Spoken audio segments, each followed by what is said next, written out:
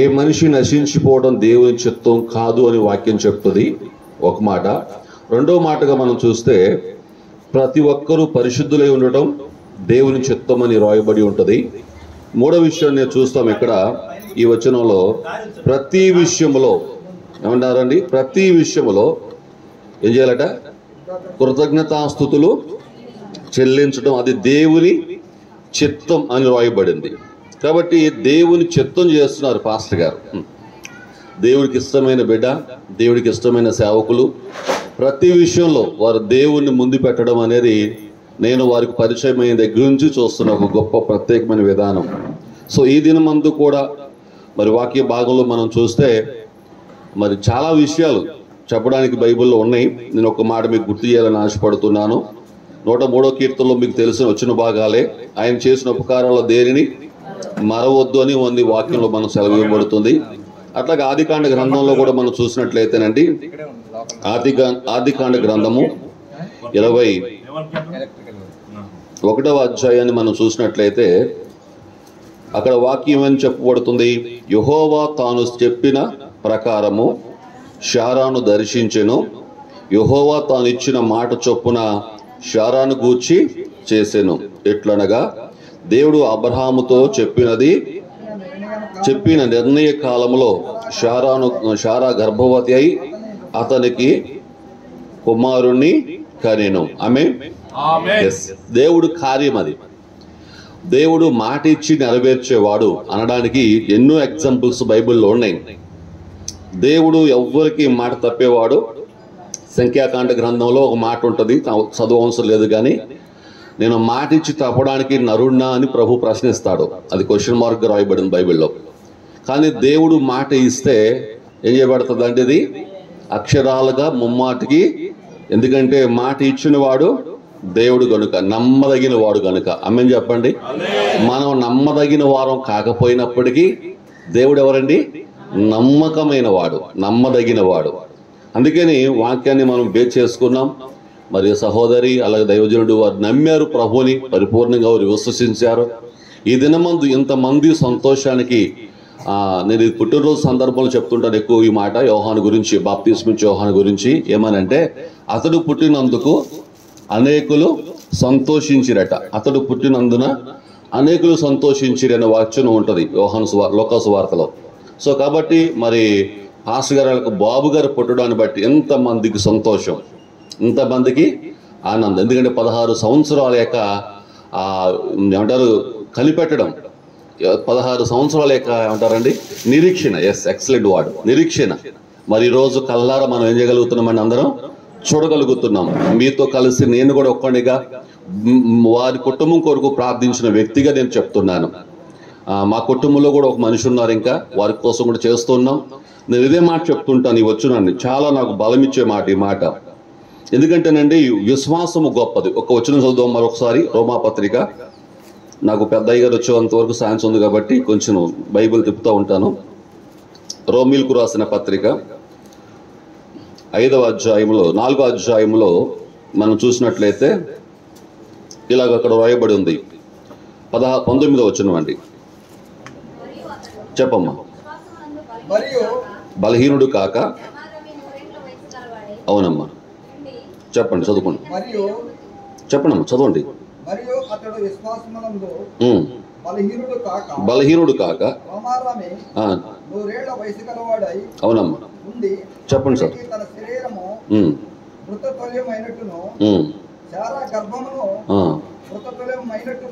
ఆలోచించును గాని విశ్వాసము, ఆ విశ్వాసము ద్వారా దేవుని వాగ్దానాన్ని గురించి సందేహపడక, నోట్ చేయండి ఈ మాట, దేవుని వాగ్దానాన్ని గురించి ఏం చేయగల, సందేహించక అనే మాట. సందేహించక దేవుణ్ణి మహిమపరిచి ఆయన వాగ్దానం చేసిన దాన్ని నెరవేర్చుటకు సమర్థుడని రూఢిగా విశ్వసించి విశ్వాసం వల్ల బలం పొందెను. హల్లెలూయా, హల్లెలూయా. ఎంతకంటే శ్రేష్టమైన మాట అక్కడ దొరకల బైబిల్లో నాకు. అని ఇంత గొప్ప వాగ్దానం అండి. అసలుకి 25 సంవత్సరాల నిరీక్షణ అబ్రహాం చూస్తే, మన పాస్టర్ గారు 16 సంవత్సరాల నిరీక్షణ కలిగి ఉన్నారు. అవునా కదండి? సరే, దేవుడికి మహిమ చెల్లించండి. దగ్గరగా చెప్దాం ఒకసారి.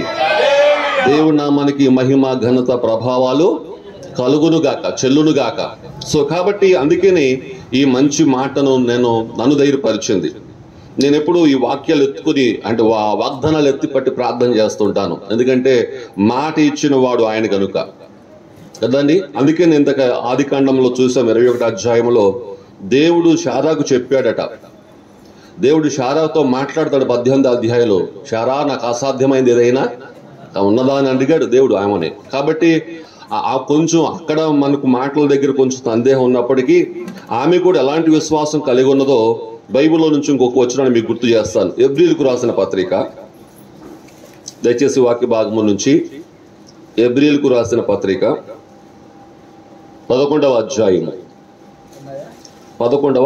అధ్యాయం అండి. 11, 12 వచనాలమ్మ. విశ్వాసమును బట్టి శారాయు వాగ్దానం చేసిన వాడు నమ్మదగిన వాడని ఎంచుకొనిన గనుక అవును శక్తి పొందెను. అందుచేత ఆ ఒక్కని నుండి సంఖ్యకు ఆకాశ నక్షత్రాల వలెను సముద్ర తీరము అందలి లెక్కింప శక్యము కాని ఇసుక వలెన సంతానము కలిగెను. ఆమేన్. అలాగూ ఈ గాయం వారి వంశం వర్ధిల్లును గాక, అలాగూ విస్తరించును గాక. వాగ్దానం నమ్మదగినది కదండి. ఆ ఒక్కడి నుండి, ఆ మాట బాగుంది నాకు, ఆ ఒక్కడి నుండి ఎంతమంది అయ్యమండి? ఈ మధ్య నేను వాక్యం మాట చెప్తున్నప్పుడు 8 నుంచి 8 కోట్ల మంది పుట్టామన్నది ఒక మాట, ఏదో దేవుడు ఇచ్చిన తలం చెప్పాను. ఇప్పుడు ఎంత ప్రపంచ జనాభా? సుమారు 800 కోట్లు అండి. 800 కోట్లు అండి. కాబట్టి 8 నుండి 8 మంది నుంచి ఎంతమంది అయ్యారండి? 800 కోట్లు అయ్యారు. ఎంత గొప్ప ఆశీర్వాదం. ఎవరా 8? నోవాహు గారి ఓడలో ఉన్న 8 మంది, ఆ ఒక్క కుటుంబం వందనాలు.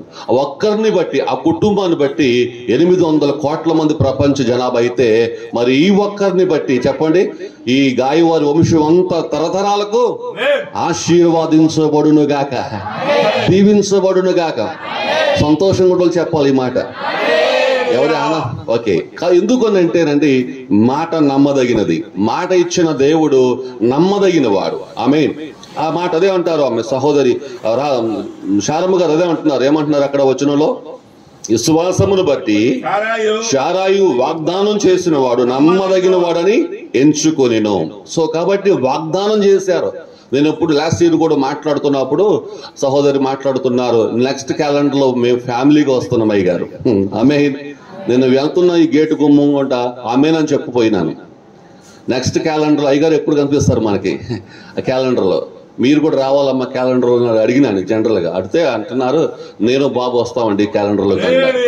ఆ నమ్మకం, అసలు ఆ కాన్ఫిడెంట్ ఎంత గొప్పదంటే, మేము ఆ డెలివరీ అయిన తర్వాత పాస్టర్ గారు నేను బండి మీద మళ్ళీ వెళ్తున్నప్పుడు బండి మీద ఎంతగా ఆలోచన చేశామో. నిజంగా ఆ విశ్వాస పలుకులు, ఆ విశ్వాసపు మాటలు హృదయంతరంగాల నుంచి పలుకుతున్నప్పుడు దేవుడు వారికి ఇచ్చిన నిరీక్షణను మేము తలపోసుకుంటూ వెళ్ళాం. దేవునికి స్తోత్రం చెప్పండి.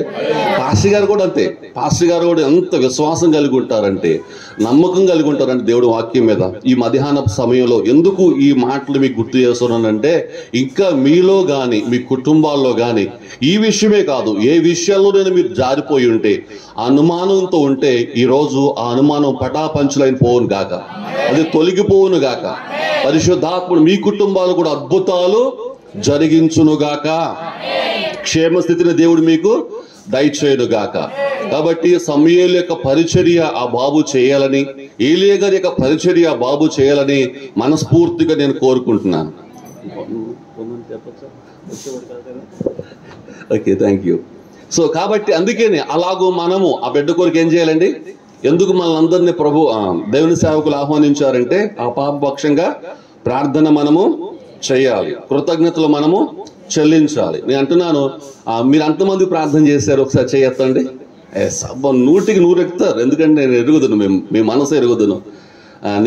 మీరు అంతగా ప్రార్థన చేశారు. ప్రార్థన ఫలితం అండి ఆ బాబు, ప్రార్థన ఫలితం ఆ బాబు. ఎంతమంది నమ్ముతున్నాం ఈ మాట? అందరూ నమ్ముతున్నాం. మరొక మాట మీకు గుర్తు చేస్తాను. 1 సమూయేలు గ్రంథము, అక్కడ ఒక మంచి మాట అన్నగారు అంటారు. ఆ వచనం దగ్గరికి వెళ్దాం రండి ఒకసారి. మీ అందరికి పరిచయం ఉన్న వచనాలు ఇవన్నీ కాస్త వింటారని చెప్తున్నాను. 1 సమూయేలు గ్రంథము 1వ అధ్యాయము 26, 27 వచనాలండి. నా ఏలినవాడా, నా ఏలినవాని ప్రాణం తోడు నీ యొద్ద నిలిచి యెహోవాను ప్రార్థన చేసిన స్త్రీని నేనే.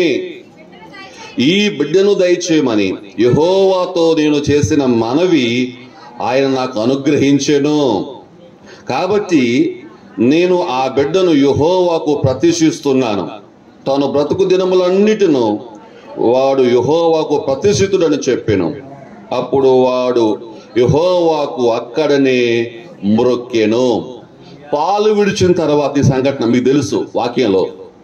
కానీ ఆ చిన్న బాలుడిగా ఉన్నవాడే, మనం అప్పుడప్పుడు ఏసన్న గారు జోక్ చెప్తుంటే వింటా నేను, కేజీలు పుస్తకాలు కొని 100 రూపాయల బ్యాగులు కొని భుజాలకు వేసి ఎడతంటే ఆ స్కూల్ వ్యాన్లో నేను పోను అనేవాళ్ళు లేరా అన్న. ఆడపిల్లలు లేరు, మగపిల్లలు అందరూ ఉన్నారు. కానీ ఆ బొడ్డోడు, ఆ చిన్న బాలుడు సమయలట దేవుడితో క్షమించండి దైవజనుడు ఏంటంటే ఏలితో మాట్లాడుతుంటే అన్నగారు అక్కడిని యెహోవాకు మ్రొక్కెను, ఆరాధించెను, దేవుణ్ణి స్మరించెను అనే పదాలు ఉన్నాయి, పర్యాపదాలు. కాబట్టి అంతగా ఆ మార్పు ఏంటి, ఆ గొప్ప విధానం ఏంటి అని అడిగితే ఉగ్గుపాలతోనే పెంచేసింది అన్నగారు ఆ బాబుని. ఇక్కడ ఉన్న దయామణి గారికి అదే చెప్తున్నాను, దేవుడికి మీకు ఇచ్చిన బాబుని మీరు అలాగూ చేయగలరు. ఎందుకంటే దేవుడిచ్చిన తలంపులు మీకు ఉన్నాయి, దేవుడిచ్చిన ఆలోచనలు మీకు ఉన్నాయి. ఎందుకంటే దైవ ప్రణాళిక ద్వారానే ఈ దేవుడి బాబుని మనకి ఈ కుటుంబానికి దేవుడు దయచేశారు. సమూయేలు 3 డిగ్రీలు గడుగున్నాడు బైబిల్లో.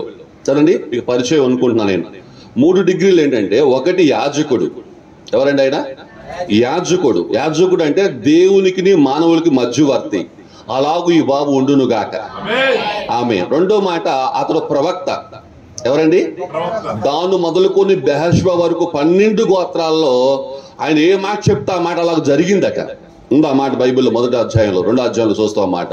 అంటే సమూయేలు చూడండి, ఒక్క మాట చెప్తాను మీకు. 1 సమూయేలు గ్రంథము వచ్చిన ఆధారం చేసుకుని చెప్తున్నాను. 3వ అధ్యాయం అమ్మా, 3వ అధ్యాయము 19 చదవండి అమ్మ ఎవరైనా తీస్తే. సమూయేలు పెద్దవాడు కాగా యెహోవా అతనికి తోడై ఉన్నందున అతని మాటలో ఏది తప్పిపోలేదు. తర్వాత చదవండి. కాబట్టి సమూయేలు యెహోవాకు ప్రవక్తగా స్థిరపడునని దాను మొదలుకొని బెహర్షెబా వరకు ఇశ్రాయేల్ అందరూ తెలుసుకుని. దేవునికి స్తోత్రం, హల్లెలూయా. ఎంత గొప్ప మాట అండి. అంటే ఆ 12 గోత్రాల వారికి పరిచయం అయిపోయాడు. ఎలాగా పరిచయం అయ్యాడు? ప్రవక్తగా పరిచయం అయిపోయాడు. కాబట్టి దేవుడు మా దేవుని సేవకులకు ఇచ్చిన బాబు కూడా అలాగో రాగల దినాల్లో ప్రవక్తగా మారునుగాక. ప్రభు రాకడ ఆలస్యం అయితే ఆ బాబు ప్రవక్తగా మారునుగాక. 3వ విషయం ఏంటంటే, అతడు న్యాయాధిపతి. ఎవరండి అతడు? న్యాయాధిపతి. ప్రజలకి దేవుడికి మధ్యవర్తిగా ఉండి వారికి ఏవేవి సమస్యలు వచ్చాయో వాటిని పరిష్కరించే అతడు న్యాయాధిపతిగా ఉన్నాడు. బైబిల్లో ఆయన గురించి నేను మంచి మాటను నేను చదవాలనుకుంటున్నాను. దయచేసి 9వ అధ్యాయానికి రండి ఒకసారి. 1 సమూయేలు గ్రంథము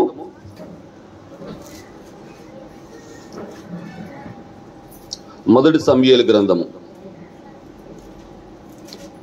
ఒక్క నిమిషం అండి అయ్యా.